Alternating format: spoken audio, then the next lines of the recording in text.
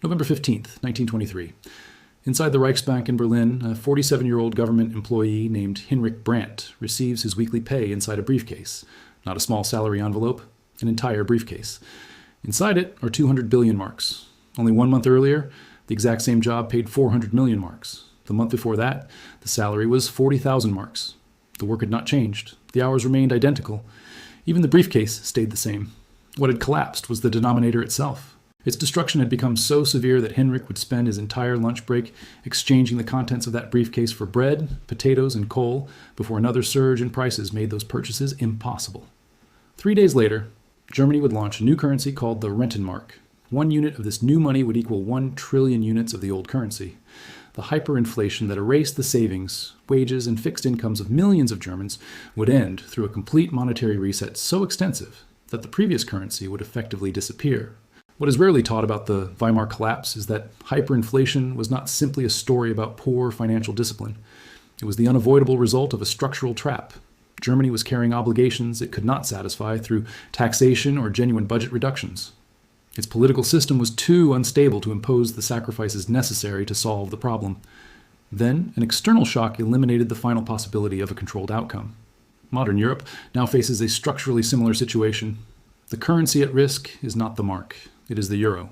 And beneath it operates the same mechanism that Heinrich Brandt experienced through that briefcase on November 15th, 1923. The conventional explanation for Weimar hyperinflation misses the most important point. The common version says Germany printed money because it lacked financial sophistication. The reality was different. Germany expanded the money supply because it faced a permanent gap between its obligations and its revenues, a gap that had no honest solution. Creating money became the only way to temporarily manage that imbalance.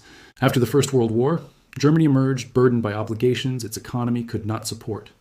The Treaty of Versailles imposed reparations totaling 132 billion gold marks. Those payments had to be made in gold, foreign currencies, or physical goods over many decades. At the same time, the German government operated with continuous deficits. It could not raise enough taxes without causing further damage to an already weakened post-war economy. As a result, monetization began almost immediately. This was not a simple matter of printing banknotes for everyday spending. The process involved systematic monetization of government debt. The Reichsbank bought government bonds using newly created money. That money then financed reparations, public services, and a state structure whose expenses exceeded available revenue. Printing money was a rational reaction to an impossible set of obligations. For a period, it appeared to work. That continued throughout 1921 and into 1922. Then, France and Belgium occupied the Ruhr. The occupation that began in January 1923 became the external shock that transformed a manageable monetization crisis into full-scale hyperinflation. Germany answered with passive resistance. Workers throughout the Ruhr were instructed to strike against the occupation, and the government promised to continue paying their wages. How would those wages be funded? With newly printed marks.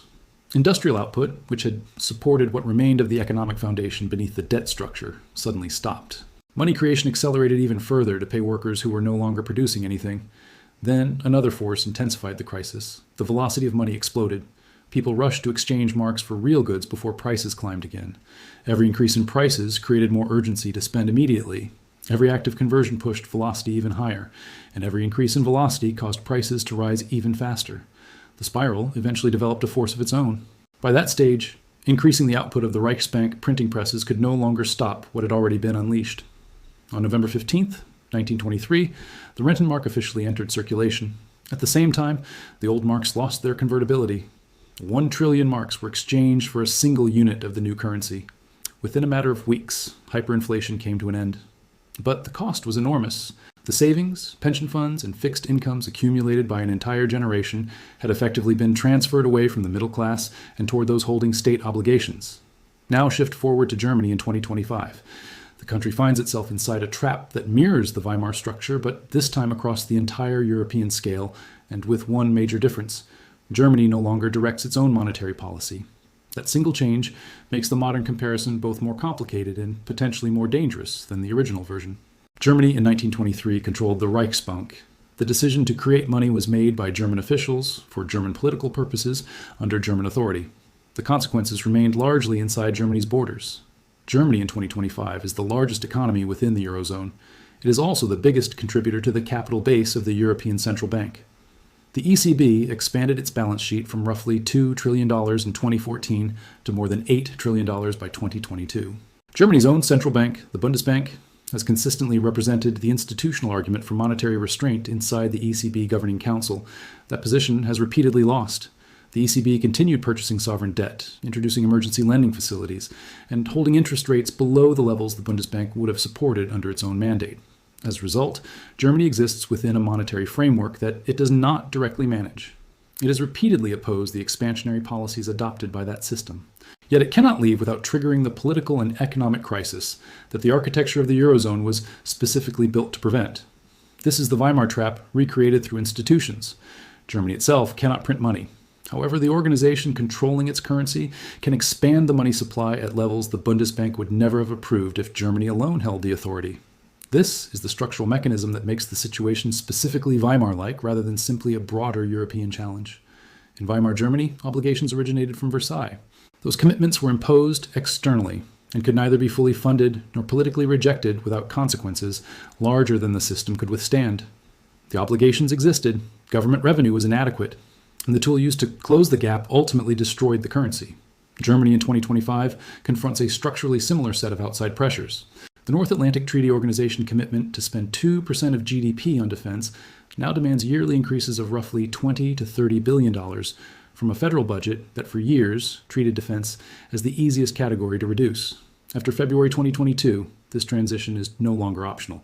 It has become a matter of survival for a country that sits beside a 1,300-kilometer border connected to Russia's sphere of influence. At the same time, Germany's energy model collapsed during 2022. The energy price shock that followed permanently changed the economic foundations of German manufacturing, with no immediate solution available. BASF, Volkswagen, and the Mittelstand companies that form Germany's industrial backbone have begun shifting production capacity toward regions with lower energy costs. The tax income that those businesses will no longer generate is revenue that cannot be used to finance military expansion, social welfare programs, or the green energy transition. At the same time, the debt brake has been suspended on multiple occasions for emergency reasons since 2020. The coalition government that collapsed in November 2024 fell because of a conflict that could not be reconciled. On one side stood the requirement to increase defense spending. On the other stood the debt brake that restricted the borrowing needed to finance it. This is where another critical similarity emerges. Germany's political system is fragmenting in a way that structurally resembles Weimar, not because of extremism. Instead, it is the growing inability of the parliamentary structure to assemble a durable majority capable of carrying out the decisions demanded by the circumstances. The 2024 election produced a parliament where no stable centrist alliance controls a majority strong enough to simultaneously support defense spending, the energy transition, preservation of welfare programs, and fiscal discipline. Weimar governments changed 17 times in 14 years. That was not because German politicians were uniquely ineffective. The deeper problem was that the structural reality itself could not be reconciled through democratic processes. The obligations could not be fulfilled by any coalition able to preserve a parliamentary majority. Governments that attempted genuine adjustments collapsed. Those that delayed adjustments temporarily survived by monetizing the gap. This is also why a currency reset should be understood as a mechanism rather than a prediction. And it may not resemble the Rentenmark while still producing comparable outcomes. Germany cannot simply abandon the euro on its own. The political consequences would be impossible to calculate. The technical challenges would also require years to execute. However, the Eurozone already contains another path toward a monetary reset without any nation officially departing. That mechanism is a restructuring of sovereign debt denominated in euros, combined with expansion of the European Central Bank balance sheet that reduces the real value of euro-denominated obligations. This is essentially the Rentenmark mechanism adapted to a multi-country monetary union. Instead of 1 trillion old marks becoming one new currency unit, the process would operate differently. It would move through accumulated ECB bond purchases and the gradual erosion of those liabilities through inflation that the ECB has contained more slowly than its mandate originally prescribed. A German saver holding assets denominated in euros occupies a structurally similar position to Hinrich Brandt. That individual exists inside a monetary system being managed under political and structural pressures that the founders of the system neither anticipated nor designed straightforward solutions to resolve. The Rentenmark ended hyperinflation within 3 days. An equivalent process involving the euro would not occur within 3 days. It would unfold over many years. It would be slower, spread across a larger area, and be politically easier to manage. Yet it would still represent the same transfer from savers to obligation holders that the Weimar mechanism produced over 18 brutal months. Hinrich Brandt did not fully understand in 1921 what was happening to his future savings. The Reichsbank balance sheet information was publicly available. The reparation schedule was publicly known.